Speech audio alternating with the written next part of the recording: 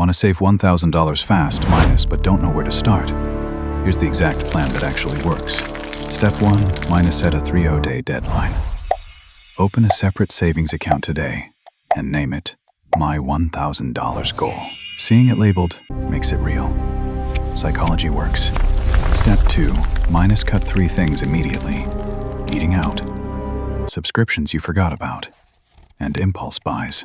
The average American spends $300 a month eating out alone. Cut it in half minus.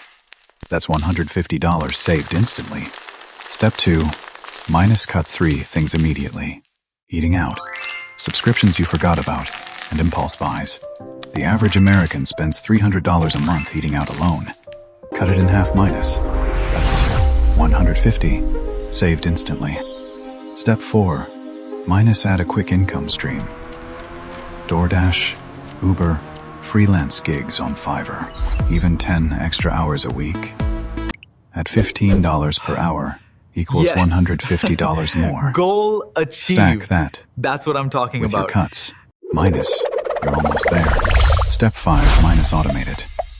Set an automatic transfer of $35 a day to your savings.